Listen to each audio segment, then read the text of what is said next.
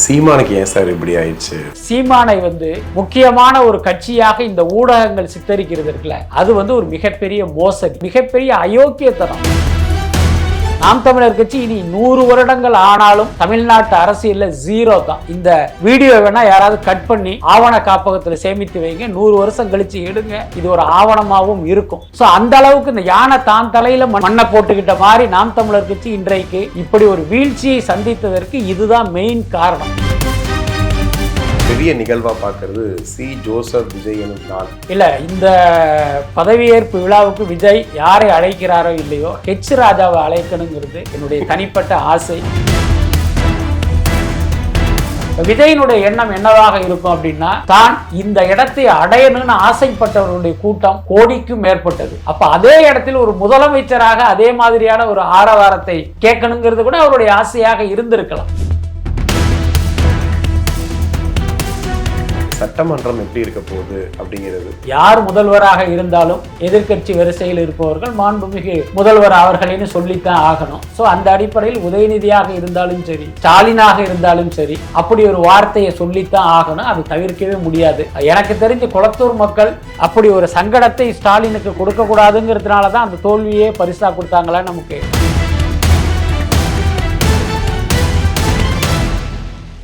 உலகெங்கும் வாழும் தமிழ் நெஞ்சங்களுக்கு கிறிஸ்டியின் அன்பு வணக்கம். நம்மோடு வலைப்பேஜ் பிஸ்மி இணைஞ்சிருக்காரு. வணக்கம் சார். வணக்கம். சீமானுக்கு ஏன் சார் இப்படி ஆயிடுச்சு? அதாவது சீமானை ஒரு முக்கியமான ஒரு கட்சியாக இந்த ஊடகங்கள் சித்தரிக்கிறது இருக்குல்ல, அது ஒரு மிகப்பெரிய மோசடி. நான் தொடர்ந்து சொல்றேன். பொங்கல், தீபாவளி போன்ற பண்டிகை நாட்களில் ஒரு பெரிய ஹீரோக்களுடைய படம் வரும். ஒரு 4 படம், 3 படம், 5 படம் வரும்போது இந்த சினிமா இண்டஸ்ட்ரியில் பார்த்தீங்கன்னா இந்த சின்ன படங்களை உப்மா படம்னு சொல்லுவாங்க. அந்த மாதிரி ஒரு படமும் அதே நாளில் ரிலீஸ் ஆகும். அப்போ இந்த ஊடகங்கள் என்ன பண்ணுன்னா, தீபாவளிக்கு 5 படங்கள் வருது, விஜய் படம், அஜித் படம், சூர்யா படம், விக்ரம் படம் மற்றும் சோ நடித்த இந்த படம்னு இதையும் ஆட்டத்தில் சேர்த்துக்குவாங்க. ஒரு ஆனந்த விடனா தினத்தந்தியோ ஒரு என்ன படம் வருதுன்னு ஒரு கட்டுரை எழுதும் போது அதோட சேர்த்து இந்த படத்தோட பேரையும் போடுவாங்க. ஆனால் இந்த படம் ரிலீஸ் ஆகி ஒரு ஷோ கூட ஓடாது. அந்த மாதிரி தான் நாம் தமிழர் கட்சி. தமிழ்நாட்டு அரசியலில் பார்த்தீங்கன்னா நாம் தமிழர் கட்சிங்கிறது ஒரு ஜீரோ. 234 தொகுதியில் போய் அந்த கட்சி போட்டியிடுது அப்படிங்கிறதுனாலே 4 முனை போட்டி அப்படின்னு சித்தரிக்கிறதும், தேர்தல் முடிவு அன்னைக்கு பார்த்தீங்கன்னா எடப்பாடி, ஸ்டாலின், விஜய் அவர் பக்கத்தில் சீமான் படத்தை போட்டு அப்படி ஜூம் பண்ணுறதெல்லாம் ஒரு மிகப்பெரிய அயோக்கியத்தனம். அதை இந்த ஊடகங்கள் தொடர்ந்து பண்ணுது. அதுக்கு அடுத்து நல்லா யோசிச்சு பாருங்க. கடந்த தேர்தலில் 8% வாக்கு, இந்த தேர்தலில் 4% வாக்கு. ஒரு பேச்சுக்கு சொல்கிறேன், சீமானுக்கு 15% வாக்குகள் கிடைத்தாலும் எம்எல்ஏக்களாக அது மாறாது. அதுக்கு அல்லாம தனித்து நின்று இங்க ஆட்சியும் பிடிக்க முடியாது. இந்த கணக்கு சீமானுக்கு தெரியுமா தெரியாது? எத்தனை தேர்தலில் போட்டிட்டு இருக்காரு. ஆனா அதையும் மீறி 234 தொகுதியில நான் தனித்து போட்டியிடுவேன்னு ஒவ்வொரு தேர்தலையும் அவர் போட்டியிடுவதற்கான பின்னணி என்னன்னு நினைக்கிறீங்க? நிச்சயமாக ஒரு வியாபாரம் தான். அவரை நம்பி அவர் பின்னால் திரண்ட மக்களை மூளைச்சலவை செய்து தன்னுடைய சுயநலத்துக்கு பயன்படுத்துறாரு. அதற்கு விஜய் இன்னைக்கு ஒரு முடிவு கட்டியிருக்காரு. எனக்கு தெரிஞ்சு சீமானுக்கு இதுதான் கடைசி தேர்தல். அடுத்தடுத்த தேர்தலில் அவர் பின்னால் யாருமே வரமாட்டாங்க. இந்த 4%, 2% குறையும். குறைதா இல்லையான்னு பாருங்க. அதனால இந்த தேர்தல் தமிழக அரசியல் குறித்து பேசும்போதெல்லாம் சீமானை ஒதுக்கி வச்சுட்டு பேசுவதுதான் ஒரு ஆரோக்கியமான உரையாடலா இருக்கும். நான் என்ன கேட்கிறேன், 234 தொகுதியில இவர் தனிச்சு நிற்கிறாருங்கிறதுனால இவர் போட்டோவை போட்டு 4 முனை போட்டின்னு சொல்றீங்கல்ல, கிருஷ்ணசாமியும் பல தொகுதியில நின்னார்ல, அப்ப அவரையும் போட்டு 5 முனை போட்டின்னு சொல்ல வேண்டியதானே? தமிழக வாழ்வுரிமை கட்சி தலைவர் வேல்முருகன் அவரும் தானே நின்னாரு. அப்ப அவர் போட்டோவையும் போட்டு 6 முனை போட்டின்னு சொல்ல வேண்டியதானே? அப்ப ஏன் சீமானுக்கு மட்டும் இவ்வளவு பெரிய முக்கியத்துவம்? இங்கதான் ஊடகங்களுடைய சாதி பாசம், இன்னொரு பக்கம் RSS உடைய அழுத்தம், இதெல்லாமே அங்க ஒர்க் ஆகுது. இதை தமிழ்நாட்டு மக்கள் புரிஞ்சுக்கணும். இந்த வாட்டி அவங்க விஜய் ரொம்ப அதிகமா விமர்சனம் பண்றது மட்டும்தான் முழு வேலையா வச்சிருந்தாங்க. அதுவே மக்கள்கிட்ட ஒரு பெரிய வெறுப்பை உண்டாக்கி இருக்கு அப்படிங்கிறது உண்மைதான். அதாவது பாத்தீங்கன்னா சீமான் விஜயை ஒரு பக்கம் அணில் அப்படின்னு விமர்சனம், ஒரு தரக்குறைவான விமர்சனம். அப்புறம் அந்த நாம் தமிழர் கட்சியில் இருக்கிற அந்த சாக்கடை துரைமுருகன் விஜய் குறித்து ரொம்ப அவதூறாக ஆபாசமாக பேசியது, இதெல்லாம் தான் நாம் தமிழர் கட்சி இன்னைக்கு தொடர்ச்சி போட்டிருக்கு. நாம் தமிழர் கட்சி இனி 100 வருடங்கள் ஆனாலும் தமிழ்நாட்டு அரசியல்ல ஜீரோ தான். இந்த வீடியோ வேணா யாராவது கட் பண்ணி ஆவண காப்பகத்தில் சேமித்து வைங்க, 100 வருஷம் கழிச்சு எடுங்க, இது ஒரு ஆவணமாகவும் இருக்கும். ஸோ அந்த அளவுக்கு இந்த யானை தான் தலையில மண்ணள்ளி கொட்டிக்கிட்ட மண்ணை போட்டுக்கிட்ட மாதிரி நாம் தமிழர் கட்சி இன்றைக்கு இப்படி ஒரு வீழ்ச்சியை சந்தித்ததற்கு இதுதான் மெயின் காரணம். பெரிய நிகழ்வா பார்க்கறது சி ஜோசப் விஜய் எனும் நான் அந்த நிகழ்வு. இது நடக்குமா அப்படின்னு சொல்லி யாருமே எதிர்பார்த்திருக்க மாட்டாங்க. ரொம்ப டிவிகே தொண்டர்கள் எதிர்பார்த்துட்டு காத்துட்டு இருந்தாங்க. பட் இப்போ திமுக அதிமுக இல்லாத ஒரு திராவிட இயக்கங்கள் இல்லாத ஒரு ஆட்சி அமைய போகுது. அந்த பதவியேற்பு விழா எப்படி இருக்கும்னு நினைக்கிறீங்க? இல்ல, இந்த பதவியேற்பு விழாவுக்கு விஜய் யாரை அழைக்கிறாரோ இல்லையோ ஹெச் ராஜாவை அழைக்கணுங்கிறது என்னுடைய தனிப்பட்ட ஆசை.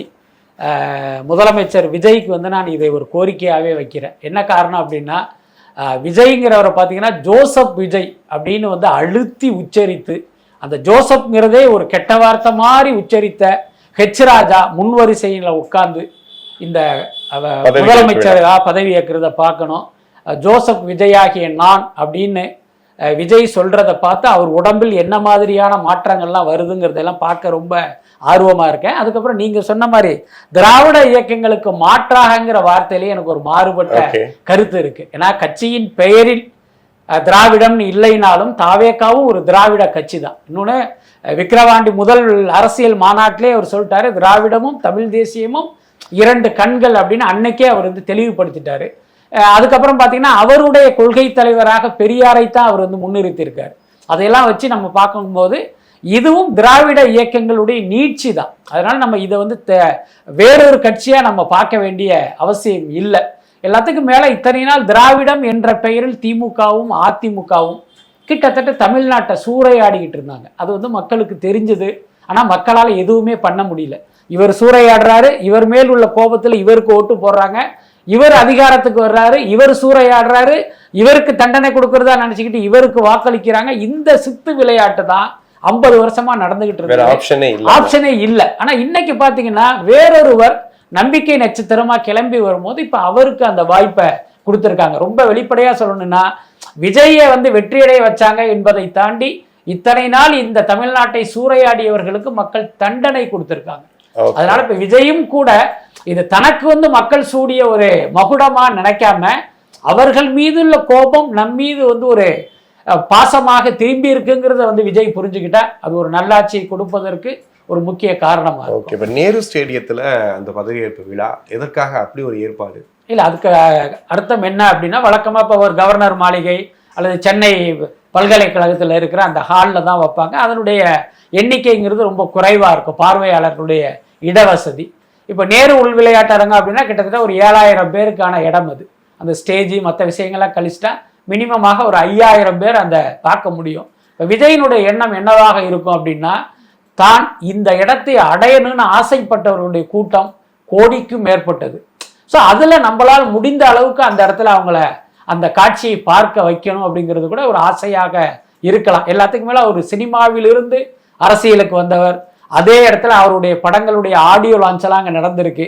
ஸோ அங்கே அவருடைய ரசிகர்களுடைய ஆரவாரத்தை எல்லாம் அவர் கேட்டிருக்காரு ஒரு நடிகரா.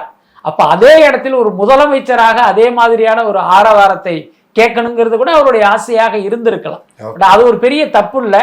ஆனால் இதில் காட்டுகிற அந்த சினிமாத்தனம் அவருடைய ஆட்சியிலும் பிரதிபலிச்சிடக்கூடாது. அது ரொம்ப முக்கியமானது. கண்டிப்பா அந்த முதல் கையெழுத்து ரொம்ப இம்பார்ட்டன்ட் சொன்னாங்க. வெற்றி பயணம், பெண்களுக்கு தமிழ்நாடு ஃபுல்லா இலவச பேருந்து, இது போக 200 யூனிட் மின்சாரம், முதல் 5 கையெழுத்தை ஃபுல்லா சொல்லியிருக்காரு விஜய். ஆனா இதுக்கு பின்னாடி இருக்கக்கூடிய சிக்கல்களையும் பேசுறாங்க. இத்தனை லட்சம் கோடி கடன் இருக்கு, இப்போ இலவச பயணம் சொல்லிட்டு திமுகவாலேயே சரியா செய்ய முடியல, நிறைய இடங்கள்ல பஸ் போக முடியல, வைக்க முடியலன்னு. ஆனா முதல் கையெழுத்து வெற்றி பயணம் சொல்லியிருக்கிறாரு. இந்த திட்டங்களை எப்படி நிறைவேற்ற போறாரு விஜய்? இல்ல, ரொம்ப சிக்கலானது. அது இன்னும் சொல்ல போனா அது சாத்தியமாங்கிறதே ஒரு மிகப்பெரிய கேள்வி வருது. ஆனா இவர் அறிவித்த அந்த திட்டங்களுக்கான செலவுகளை எல்லாம் கூட்டிங்கன்னா நம்ம பட்ஜெட்டை விட அதிகமாகுது. அப்போ இதுக்கு சாத்தியமே இல்லைங்கிறது தான் உண்மை. பட் அதே நேரம் அரசியல் கட்சிகளுடைய அந்த தந்திரத்தை நம்ம புரிஞ்சுக்கணும். இப்போ திமுகவாக இருக்கட்டும், அதிமுகவாக இருக்கட்டும், மற்ற கட்சிகளாக இருக்கட்டும், தேர்தல் வாக்குறுதினு இவங்க பாட்டுக்கு சகட்டு மேடிக்கு அடிச்சு விட்டுருவாங்க. ஆனால் அதில் 1-2 வாக்குறுதிகளை மட்டும் நிறைவேற்றிட்டு பாக்கி அப்படி பெண்டிங்கில் வச்சுருவாங்க. அதுக்கு அடுத்து ஒரு தேர்தல் வருது தெரியுமா, அப்ப என்ன பண்ணுவாங்க, இதுல பாக்கி இருந்து ஒரு 2 எடுத்து அதை நிறைவேற்றி கொடுப்பாங்க. கிட்டத்தட்ட அந்த பாணியில் தான் விஜயும் செயல்பட்டாகணும், வேற வழி கிடையாது. எனக்கு தெரிஞ்சு இந்த இலவச பயணம்ங்கிறத முதல்ல கையில எடுப்பாருன்னு நினைக்கிறேன். இப்ப பார்த்தா பெண்களுக்கு மாதம் 2500ன்னு ஒரு ஸ்கீமு, அப்புறம் பெண்களுக்கு எல்லா பேருந்திலும் இலவச பயணம். இப்போ 2 இது பெண்களை கவருகிற ஸ்கீமு. அப்ப 2யுமே நீங்க ஒரே நேரத்தில் பண்ண முடியாது.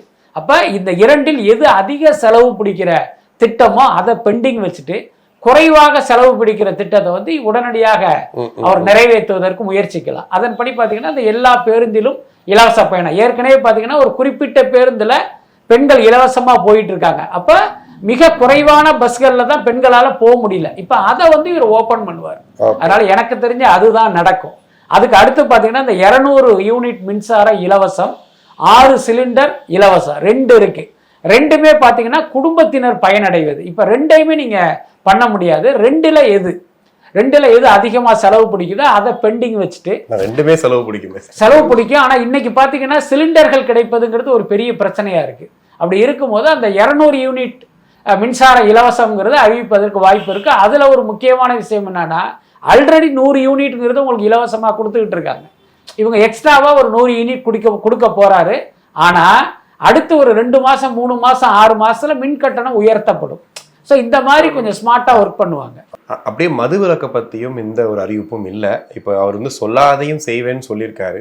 ஆனால் இருக்கக்கூடிய சட்ட ஒழுங்கு பிரச்சனையில் முக்கியமான இந்த போதை பழக்க வழக்கம், இந்த விஷயங்கள், இதுக்கான முடிவுகளை முதலே எடுக்கிறேன்னு சொல்லி அந்த அஞ்சலா அதையும் ஒன்று சொல்லியிருக்காரு. அதற்கான வாய்ப்புகளும் இருக்குமா? அதை மதுவிலக்குங்கிறது சாத்தியம் இல்லை. அதை முதல்ல நம்ம புரிஞ்சுக்கணும். அப்படி சொன்னாங்கன்னா மக்களை ஏமாற்றுவதா நம்ம தான் எடுத்துக்கணும் அதை. ஏன்னா இன்னைக்கு மது விற்பனை மூலமாக அரசுக்கு வந்து ஒரு மிகப்பெரிய வருவாய் வருது.